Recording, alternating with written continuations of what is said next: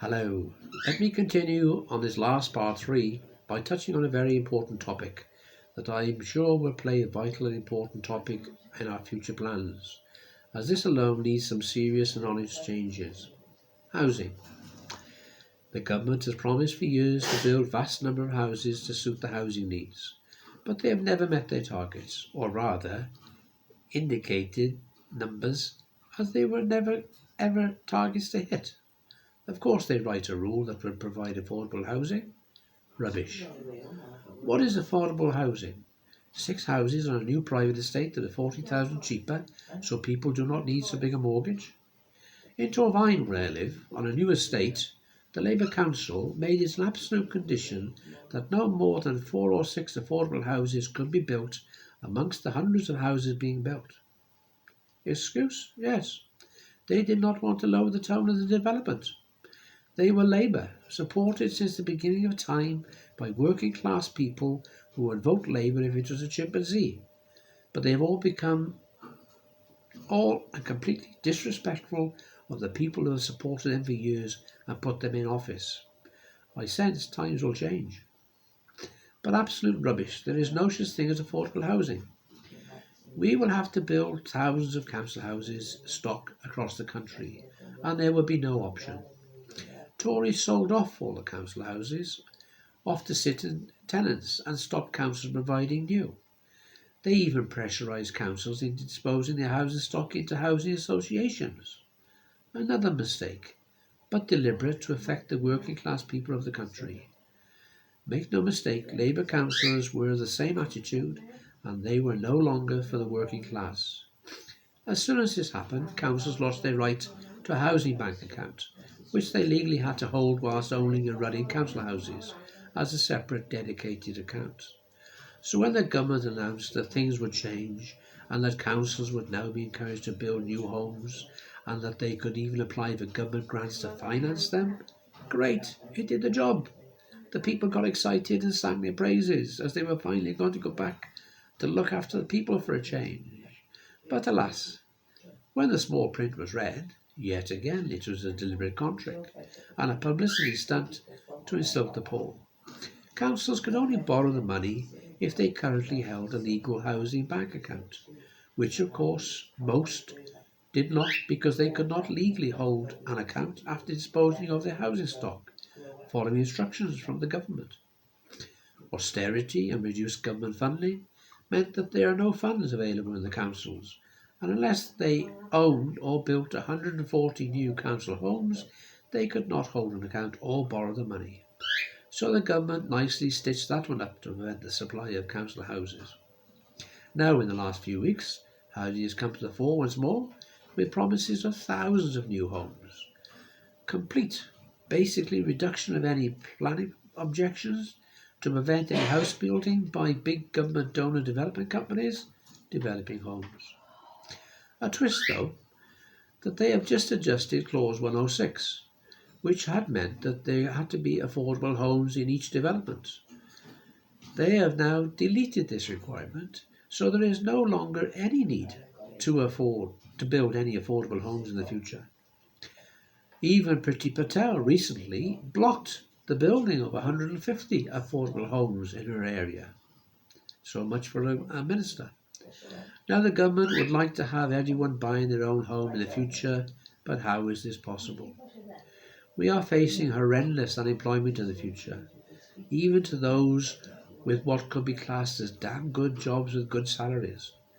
But if you are lucky and have a 0 hours, a 4, 8 or 12-hour contract on minimum wage, can anybody tell me how they are ever going to pay for a mortgage? By the time they've saved a deposit, if they could, they would be too old to qualify for a mortgage. We have to change that and guarantee to build council homes to ensure there is no longer anybody homeless on our streets, not just veterans. Just a point, we would also rebuild our military hospitals to look after our veterans, many of whom, if they do not commit suicide or freeze to death in the winter, will want medical help for the rest of their lives. Many for what they have and will go through. There will be many other issues, especially the lack of resources for illnesses, and care, such as Alzheimer's, dementia, autism, bipolar, etc., etc. There's a very long list where the government have fallen back and relied falsely for charities to cover many requirements. I will explain later that after the exceptionally poor, somewhat arrogant treatment regarding my dying wife by my local authority in the southeast of Wales, in fairness, I do not know but assume in many other authorities they are the same, it made me bitter and gave me great resolve to get this going along with determination to get things sorted. Our people have been dumped on for far too long. I have had a hard period of grieving for 8 months, but now feel somewhat enlightened that with my wife's past wife in mind, I can organise this to fight for a better standard of living of everyone. It could happen to your spouse or a close relative. COVID aside, just look at the basic inhumane way in which the government has treated the population regarding general treatment, and exposing how Hancock intends to put us all in the scrap heap as being too expensive to look after. There was one MP, whoever he was, the one who called the number 10 police plebs when he would not open the road gate for his bike.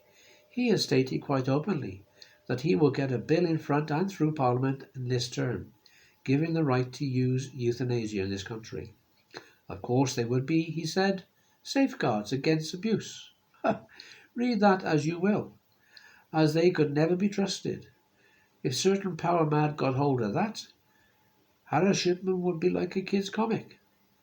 Many people, so-called professional people these days, are all too ready to put up a sign on the bed, do not resuscitate. Government would love, as many other countries in the world, to drastically reduce the population, and it looks as if the pandemic has been a failure on that score. So what a heyday if they could use euthanasia. Do not get worried, but imagine that one day in the future, instead of getting a letter from the Queen when you reach 100 years old, instead you had a letter off the Ministry, thanking you for your contribution to the country.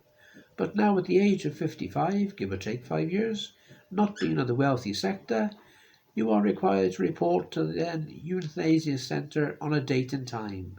This is all part of the national policy of population control.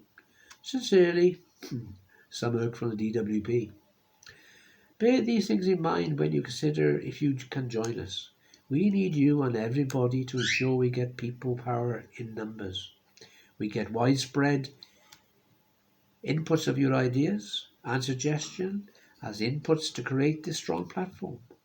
We also need people who are members to think about if they feel they could play a part on the very initial structure at first and then run this organisation for the betterment of everybody in the country and the world.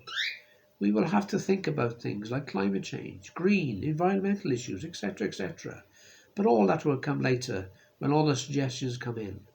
Can I remind you, please, to click the subscribe button along with the like and share buttons. Below, I have the website address which enables you to join us for the Club UK. There is a link for the GoFundMe page to try and raise funds for our startup, as well as a link for the Facebook page. Thank you for watching, and until next time, goodbye.